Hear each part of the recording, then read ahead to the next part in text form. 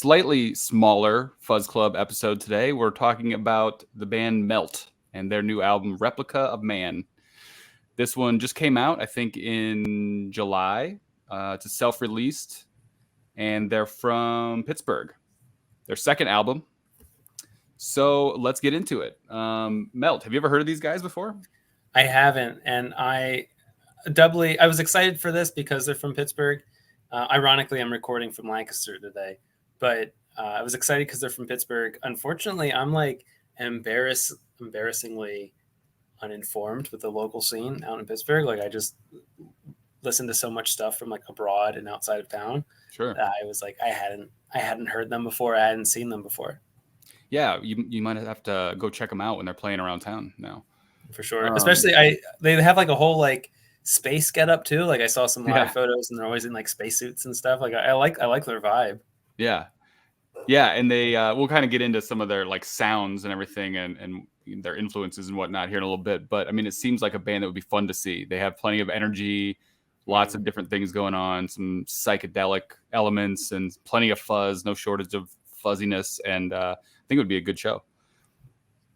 Yeah, I agree. Melt was nice enough to send us a video with a nice background on the album and the band and their recording process and some gear and all that kind of stuff. So I'm going to share that right now for everyone watching and for us just to be able to get a little bit more background information on it. So I'm going to play that now and we'll jump back on afterwards. We're Melt, coming to you live from Punxsutawney, Pennsylvania, where we're here for Weekend at the Black Lagoon. I'm Joey Troop, guitarist and lead vocals for Melt. Beside me is... I'm JJ Young. I play drums and sing. I'm James May, and I play bass and sing. And this is Baloo. He's our manager. Melt formed in 2020 during the pandemic. Me and James are the original members. In summer of 2022, JJ joined the band, and we started working on our second album. That came out about a month ago in July of 2023, and we are currently promoting it and playing as many shows as we can to get Replica of Man in front of as many eyes and ears as possible. Our second album, Replica of Man, came out July 7th, 2023. You can listen to it on all streaming platforms. The album was produced by Nate Campisi from Mr. Small Studio. He also produced and engineered our first album. It was mastered by JJ Golden from Golden Mastering in California, who he's mastered some of our favorite artists over the years from around the world. Yeah, the album was recorded up in a remote cabin in the woods. Not too far from here. Not too far from here.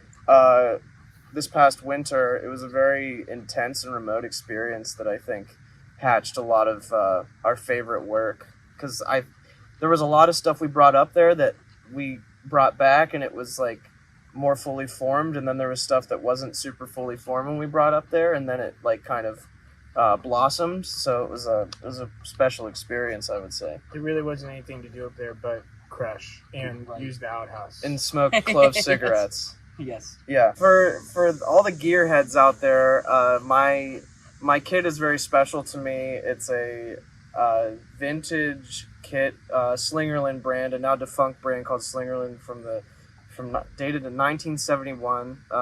If you care, it's a 24-inch kick. It's a big drum. I like big drums. I play dream cymbals, big, hit the boom booms, make it a Skrilla, that kind of stuff. We're a loud band, so I got to compete with them, and they got to compete with me, vice versa. And so, we gotta keep it 100 out here. I use a Fibes snare drum live. It's very loud and a very tasteful way. And that's the gear that I use. Joey, what kind of stuff are you rocking with?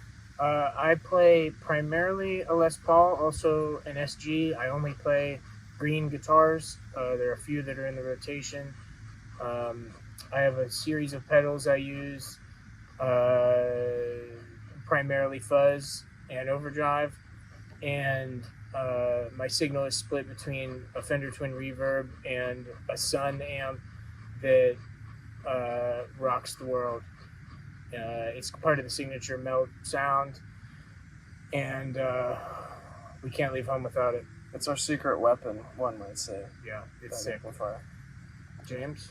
The album recording is, I can't remember the model, but an acoustic head, 300 watt.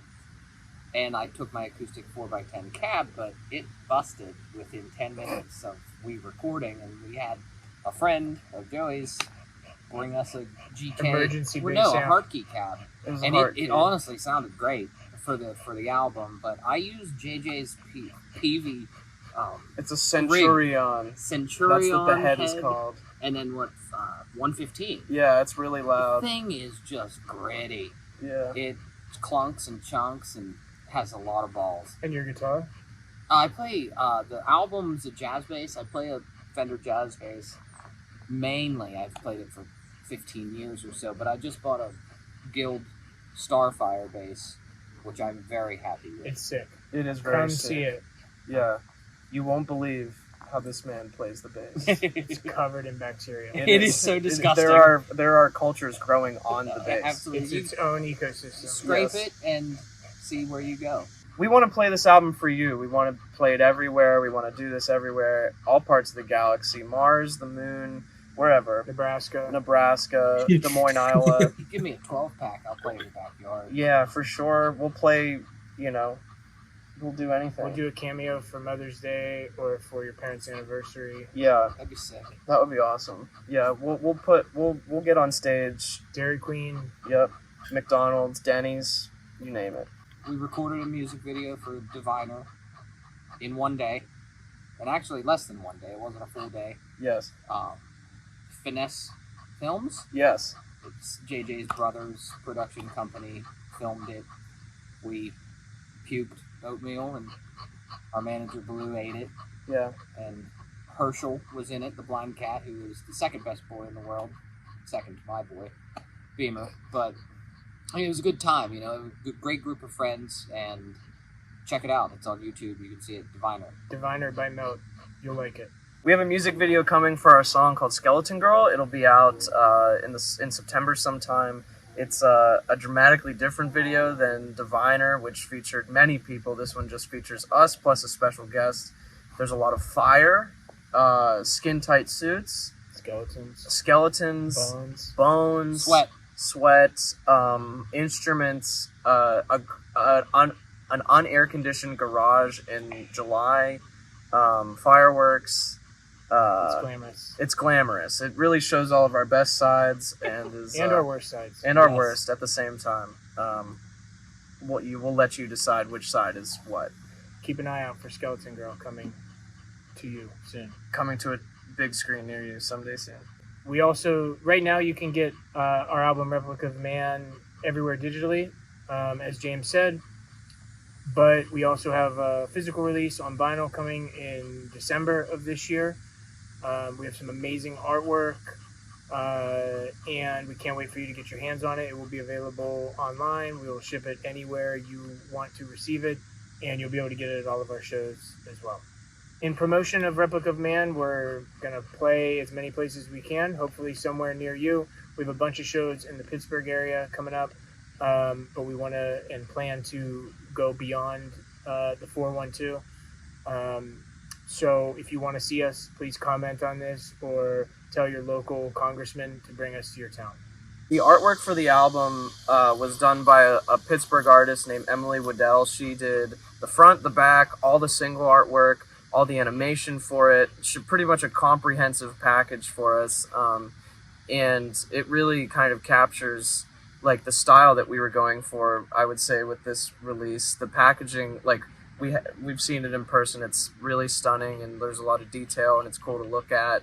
And the photography was done by our friend Chris Sprouse, who captured us in our element in our spacesuits, on interplanetary missions and whatnot. And it all kind of forms to become a very cohesive visual aesthetic that we're very proud of to have accumulated and put together. We've kind of always said that Melt's music is the soundtrack to the apocalypse, and Replica of Man is no exception to that. We play very visceral music. We want you to feel it in your spine, and we hope you do sometime soon. Thanks, Fuzz Club, for having us. We are Melt. You can catch us on Instagram at Melt Yourself. A band called melt.bandcamp.com. Buy our album, buy our merch. Look out for vinyl. Come see us at a live show. We love you. You won't be disappointed. Rock on. All right. Thank you to Melt for sending that over. That was a lot of information about the album, the band, the art, everything. That was a good overview of everything. So, where to start? Let's start with the fuzz. What'd you think of that tone? I love it. I mean, they're so they have like this really like scuzzy sound, and it's partly because of that fuzziness, but it's also due in part to the vocals. And there's a few bands like that, and we kind of talked about one before we jumped on here, being Rickshaw Billy's Burger Patrol, and it kind of reminds me of that in a lot of ways, where it's just like this really fuzzy sound, but it's like these like skeezy kind of vocals too, that like that package just it just makes it grimy. And then he's talking about his bass like growing stuff, so then I'm like, yeah, that makes sense. You guys kind of have that vibe a little bit in sound, at least. Yeah, it's a very carefree sound, like Rickshaw Billy's as well, and like everything. Like I love the sound. I think overall it's a great package, but everything is a little bit scuzzy. Like even the vocals are like a dollar store Ozzy Osbourne, and I don't mean that in a negative way. I just mean like it's like a sort of like an imitation of Ozzy, and it works really, really well for what it is. And I mean, besides Rickshaw Billy, though, I mean, like I could hear a lot of different influences. I was ticking off like Motorhead, Iron Maiden, Heart, obviously Black Sabbath, but I know you had like a huge list of things that you spotted too. One of the bands that you and I just talked about a few days ago was Turbo Wolf. Yeah. And I was like, that reminds me of that a lot. I mean, I don't know that they even know who Turbo Wolf is necessarily, but like it has that reminiscent sound of it, like just being very fuzzy, these kind of like crackly vocals. Yeah. There were moments of like almost I couldn't quite decide if it was like Wolf Mother or like the White Stripes or something. Like there was moments where it kind of stripped back to like this almost like a classic rock bluesier sound, and then it went right back into like that like punkier stoner rock, hard rock thing. And there was moments where I was like, was that Wolf Mother? And then they moved on quick, you know? Yeah, I think they do that really well in a lot of different songs. I think Diviner, Sword of the Scepter, like when I first listened to this album, I had it just like playing in the background, and I don't think it does itself justice as having it play in the background. Like you really want to sit down and just get punched in the face by this record, because you're right that there are so many different like time signature shifts where it's just going to be like, hey, we're going to do punk for 30 seconds, and then we're going to slow it down quite a bit, and then it's going to be punk again, and it's a blast because you never know what's coming next. But I think overall it really works as an overall package. It kind of sounded like a lot of people struggled with like nailing them down to a certain style, because they were number 8 on the Doom charts in July, which felt like an appropriate spot for them. There was a lot of great albums that have come out recently and stuff, and 8 is really high. It's a great number to be at. But July was a tough month too. Yeah. So the people that were describing it, both on Bandcamp and in the Doom charts, kind of started off the same way, just being like, there's this psychedelic Doom, stoner rock, fuzz, punk. Like they just start like spitting out different genres, and everything that I read about them kind of started the same way, being like, it's this Doom, stoner rock, psychedelic, punk, grunge. You know, it's like everyone just must kind of get that vibe from them, that they're just kind of like all of it, and it didn't feel like forced either. They kind of like, and it also didn't feel incohesive. Like it wasn't like a song was punk and there was a song that was Doom. Right. It's like they kind of flowed through it a little bit pretty well. I thought it felt very cohesive. It felt like it was them and sincere, and it wasn't just like, let's do a punk song. You know, it didn't feel like that to me. You know, right? I'm glad you said that, because I definitely appreciated that on this album, because I hate when you have something that's like moving along pretty well, and then suddenly it's like, okay, that was the song that was obviously punk. Oh, that was the song that was for like the Doom heads. Yeah, they did a really nice job of blending that sound for the entire record, for sure. Yeah. Do you remember how we ended up classifying Rickshaw Billy? Well, they they classified it, and we agreed it was like bubblegum doom or something like that, wasn't it? Yeah. This is a little. I feel like this is a bit darker than that. Yeah, it is. This is like Rickshaw Billy's like emo little brother or something like that. Right. Yeah.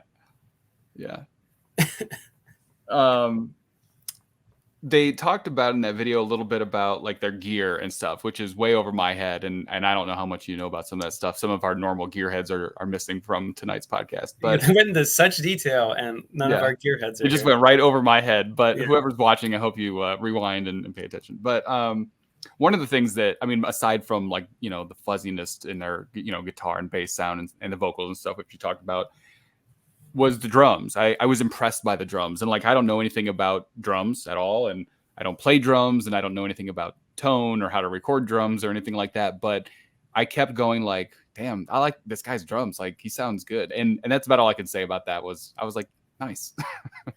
I agree. I also was really impressed with the drums. I think the entire rhythm section is just frenetic. They're in total lockstep, and they're just like all over the place while they're going at it. And I go out on a limb here, and I would say like this, as far as drums are concerned, this might be the most impressive album we listened to in a while.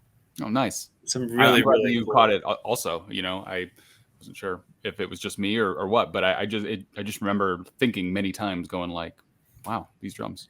Yeah, I think at the end of Diviner, like my face melted at the end of one of those songs right around the middle. Hive Mind was like super cool, especially at that intro too. There's just like so much cool stuff going on with the bass and the drums. Not to like downplay the guitars either, because like the guitars are all over the place as well. I mean, this is a really, really interesting, intriguing band. Yeah, but it is kind of interesting though that like looking back now, and I didn't listen to it today as much as I probably should have in preparation, but I've been listening to it for weeks, just kind of on my playlist as I go throughout the day and work out and work and all that kind of stuff. But one of the things that I don't really remember thinking about, and again, this isn't, you know, a knock or anything like that, but was like the guitar, like the tone of it, the fuzziness of it, like I liked, but I don't remember ever being like, oh, that riff there, or oh, that solo there, or anything like that. Whereas with the drums, it did constantly just kind of pop in my head, going like, wow, that was cool. So, and again, that's nothing against the guitar, because I love the sound of the guitar, and I think it complements all the music really well. But I don't remember ever like thinking about it specifically. Right, and I think. Shoot, is it JJ? JJ's the drummer? I'm not sure. We've got the Joey, James, and JJ. I think JJ was the drummer. Yeah, Joey, JJ, and James. That is what it is. Whoever the drummer was, JJ is the drummer. JJ. I think he just like takes a lot of risks, and he's not content just kind of staying in that da-dunk box. He's really willing to get out of there and do just a bunch of kooky stuff. And I think that's just adds so much more flavor.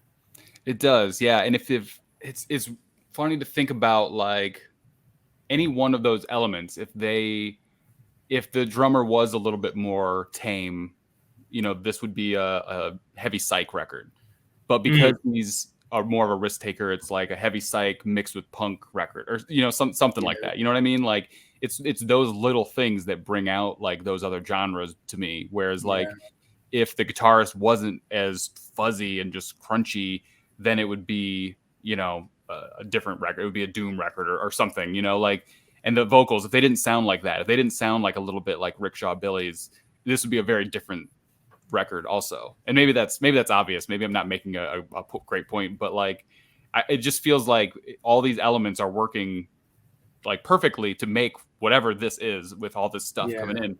And if one thing was like different, it'd just be a wildly different album. I mean, you know what I mean? I don't know. Yeah, it's a little jazzy in that way. Like it takes a bunch of risks, and they all paid off, and it's just fun to listen to. It reminds me a little bit, and this might just be the overt celestial themes, but it reminded me a little bit of Ghost Frog.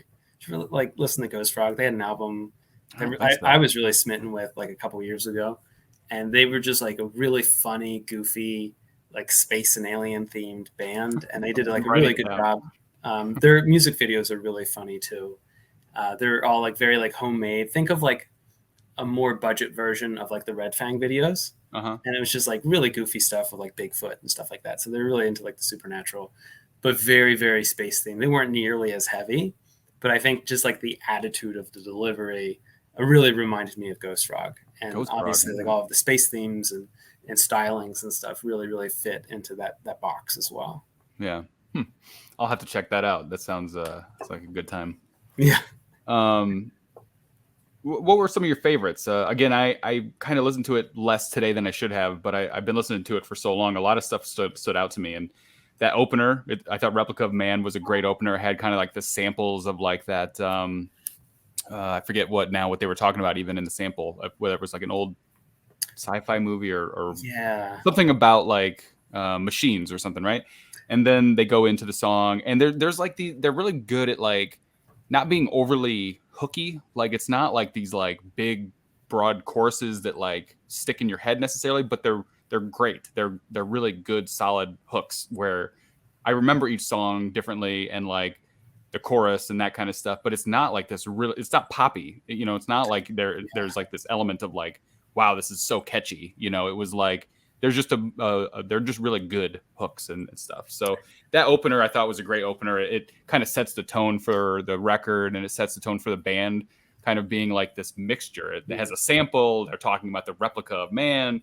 There's a lot of fuzziness to it. I thought it was great. And then they go into the next two, which is Sight to See and Problem Child, which I also liked. And there's a lot of different elements going on there. Problem Child had like some cleaner vocals and stuff on that one. And I don't know.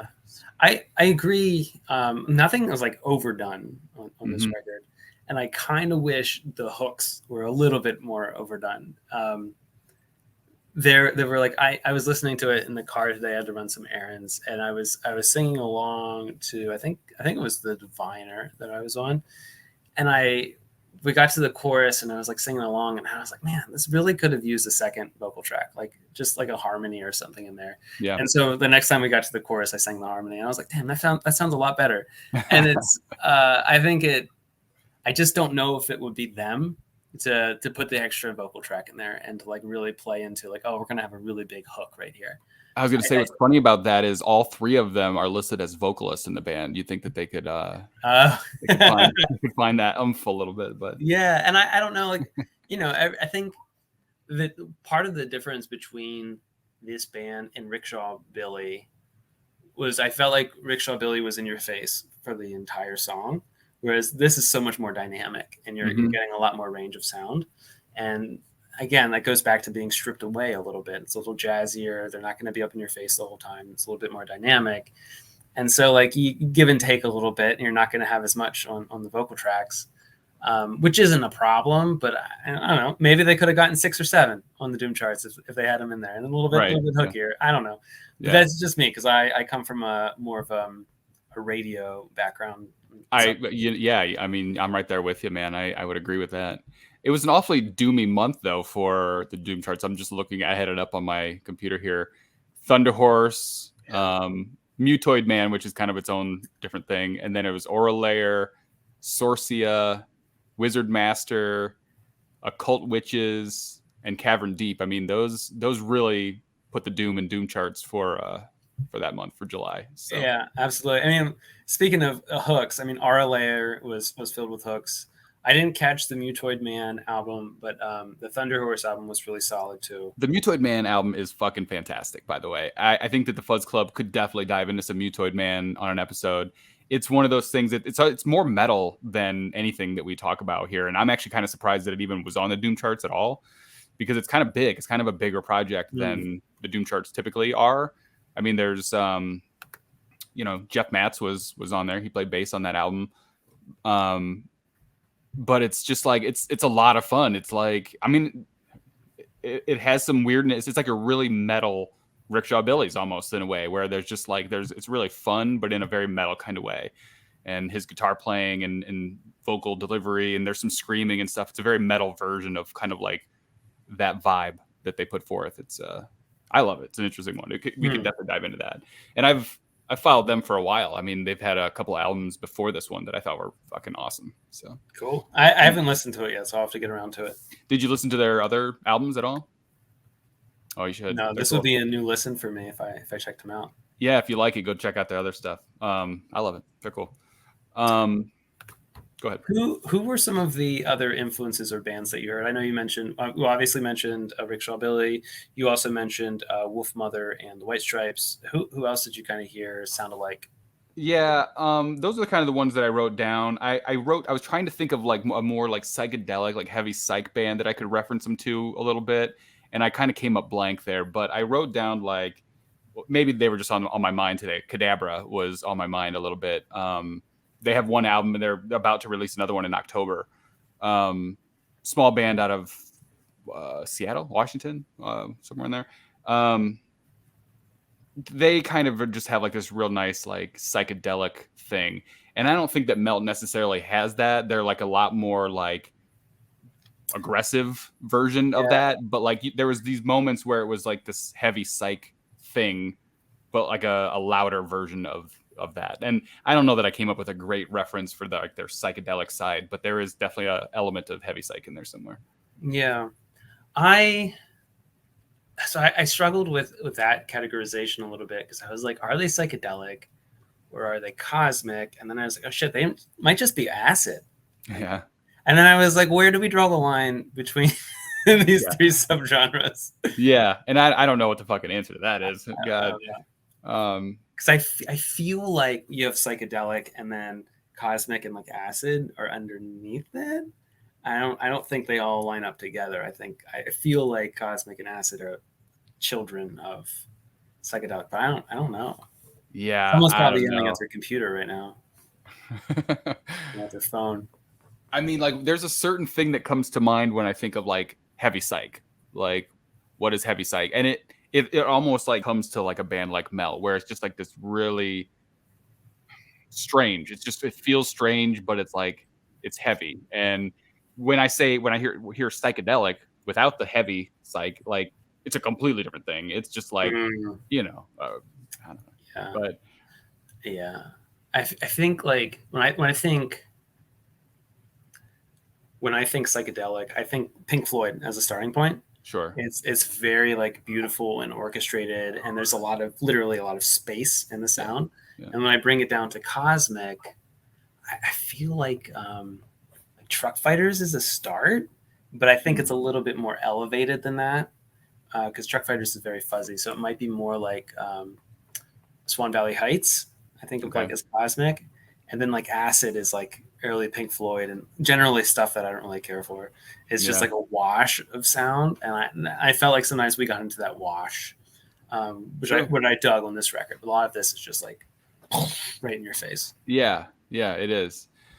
Yeah, boy, I don't know. I don't know that I'm prepared to have that conversation about comparing those different genres, but they definitely have elements of a lot of it. So I don't know. Their artwork they mentioned briefly, done by Emily Waddell. I want to bring that up just for a second, and we don't have to dig into it too much because they did talk about it a little, but it's so cool, and it really does, represent the music really well. I feel like it's odd. It's definitely psychedelic. You kind of know exactly what it is when you're going into this. It's not going to be a doom record straightforward. Mm-hmm. It's not going to be even a stoner record straightforward. It's like this is a lot of different things going on at once, and it's a good album cover. It does all of that for me. Yeah, this is one of those album covers. The longer you look, the cooler it gets. Mm-hmm. Like this is the first time I noticed the circuit board in the background. I also didn't realize the tile layer was like super trippy either. I also didn't notice the eye before. The eye is really cool above Melt. Yep. I do want to give a shout out to Pittsburgh because there were a lot of like homages in that video to like southwestern PA. So they were in like Punxsutawney, which is like obviously like Groundhog Day that takes place. Which is like a very rural sort of rustic area. And then this was recorded at Mr. Small's studio. Mr. Small's is an old church in Millvale, which is like this town just north of the city. And it is like an old converted church. And like, that's the place to play when you're not quite ready to like jump up into like more like theater seating. So if you have like less than like 500 people, you go to Mr. Smalls. So like that's where the cool bands play, is at Mr. Smalls. Nice. So that's like a great venue to go to locally. They had a couple other. I know this was a Pittsburgh artist. Yeah, that's what they said. Yeah, so Pittsburgh was nicely represented. Definitely. Yeah, that's cool. Yeah. Did you have any other thoughts on this one? Anything that like stood out to you? Like, do you have a favorite? Like, I know you mentioned Replica of Man. Yeah, I mean, those were some of my favorites for sure. Was Replica of Man and Sight to See. I feel like it just started off really strong, and I don't think that it, I don't think it got weak by any means or anything like that. But I mean, they close out with Hive Mind, which was definitely a stronger one. It's a 9 minutes, a great closer for them. I don't remember some of those ones towards the middle. Shame, Swamp Water as well, but Diviner was great. They said they were making a video, I think, for Skeleton Girl, maybe. Yeah, I did like 4 through 6, and I thought each third was pretty cool. Yeah. I'm always like a little hesitant when I open up an album and only the first 3 have plays listed on Spotify. Like, sure, yeah. Sometimes that's a red flag, and I'm like, those are the 3 songs that they put effort into. But no, definitely. This is like I felt like this was a strong, consistent album. Yeah. As a side note, I do wish Spotify was a little bit more transparent in plays underneath 1,000. Like, I wish I pay for it. Like, give me the data, Yeah. I'm a power user. I feel like a lot of bands would not want to put those numbers out there, but yeah, as a premium user, I feel like Right. I mean, like, SoundCloud's gonna give it to me. Why can't you? Mm-hmm. Yeah. Well, I will say that, like, with SoundCloud, when we get like those promos for the Doom charts and stuff, like you click on one and you see like track 1 has 50. And then track 2 is 40, and then 30, and then 20, and then 0. And then you're like, all right, well, this album's not great all the way through. I can tell that, But, that's the way it is. I mean, I'll say I can't always go through all tracks of every single band that we get sent. It's a lot to go through. And sorry, especially if you have 12-minute songs, I'm probably not going to listen to the entire thing. I can get a pretty good idea between the first couple tracks. And the other thing that I do, and I don't know if anyone else does this, and even the bands that think about their track listing, I mean, I often go to track 2 first, because track 1 is not necessarily the best idea of what the whole album is about always. Sometimes it's a faster song to like grab your attention. Sometimes it's just an intro. Maybe there's no words at all. Maybe it's just an instrumental intro or something. So I always go to track 2 to start. And then they usually put the single at like 3 or 4 sometimes. Yeah. So then I listen to like 2 through 4. And then, if I like those, I'll listen to more. But for me, if anyone's curious how people listen to music, and I don't know, for me, it's like 2 through 4 is usually where I start and go from there. For a long time when I was a kid, my favorite records, all of my favorite songs were track 3. Yeah. And it was just like a nice place to sneak in the best song. Yeah. Yeah. Yeah. I mean, I always think of Metallica and how their albums are set up, and it's so obvious how they set their albums, or at least their older stuff. It's like the fast intro, like song. The first one is like a barn burner, just crazy. Track 2 is like maybe a little bit heavier. Track 3 might be the single. Track 4 might be like maybe more of a ballad or something like that. And then it's like 5, 6, 7, I don't know. And then they close out with like the epic, the longer song, the more epic, or maybe it's really fast again or something like that. And if you look at like their Lightning, Master Puppets, Justice, if you look at they're all identical to that formula. And like I've noticed it in a lot of other bands and stuff too. Yeah, that's funny because that's probably the way I would set up a record. Yeah, just instinctively. Yeah, it makes sense. Just give them a little break around 3 or 4. Get heavy again, little break around 7 or 8, and then close out strong. Right. All righty. What else about this album? Anything? I definitely think it's worth a listen. I hadn't heard of these guys before, and most of the bands that come up, I've been on my radar on some level. Mm-hmm.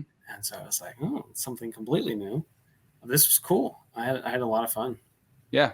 I agree. I think it was a great album, great intro to this band, and something a little bit different for us on the Fuzz Club a little bit. I mean, we referenced Rickshaw Billy's once, but you know, it ties into like that heavier psych element of fuzzy stoner rock, doom. It kind of does a lot of that stuff, and they seem like a small band. It was self-released, so you know, happy to see what this does for them. And number 8's a great start, and see what they're doing next. Anything you think they can improve on for album number 3?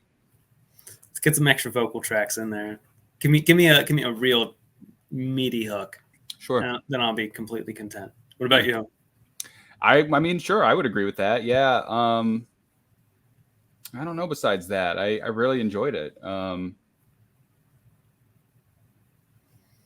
Yeah, I don't know. I don't think I have too much to say about what they could improve on. I think they're doing their thing. It's cool. Did you want any like bigger guitar solos or anything that was really going to stand out to you? Well, like I said, I look back now on weeks of listening to it and realized that I'd never thought about the guitars, which is unusual. I mean, I love the tone of the guitars, but I never really thought about it. So maybe they do need a couple crazy guitar solos or something in there, because I just don't remember really thinking about it too much. Yeah, and I don't want to compare them to Aura Layer because I don't think they're quite the same band, but both bands are sort of like controlled chaos. And I thought Aura Layer had such a good template for just being like off the wall bananas and still like bringing it home with like a really cool guitar solo. And like there were some solos thrown in here that I thought were cool, but I think a little bit more exploration might make them a little bit more interesting, and also might make them give them a wider appeal too. But sorry, go ahead. Well, they definitely have that part of them that explores, and I think if they push that further, maybe do like a more acoustic-y ballad type of song, or even do like just an epic, 12-minute closer that's just like all over the place, just like a real epic song. Try something like that. I mean, they do so many things so well. If they like stretched it out a little bit, and instead of like these like shorter, compacted, punkier songs with all this stuff going on, to spread it out and just kind of explore. I know there's definitely a lot of people, at least in this scene, that would be into that for sure. That would be something to go for. And I also think like we might be doing them an injustice, because like they said it, and it does seem like they're probably just like a killer live band. Yeah. And that might be the best way to experience Melt, is to get melted in front of the stage. Get melted, yeah. They're probably melting in those spacesuits if they wear those things at the show. I don't know if they do or not, but you really have to hydrate if you're going to be dressed up in those. Yeah. All right. Well, I think we've said it all. Go check out Melt, Replica of Man. Pat, you want to plug anything before your child wakes up completely? You want to plug anything? Yeah. Monster Riff is back. Obviously, if you haven't been keeping up, Monster Riff's back. Ryan is still writing. We're swapping satire articles and stuff, and nothing crazy going on at the moment. Mostly focusing on reviews right now, and I'm excited for stuff that's upcoming. Ox and Iwas have that single coming out, or the EP coming out soon, and lots of cool stuff happening in the space. Yeah, right on. Cool. All right, thanks, Pat, and check out Melt later. See you, man.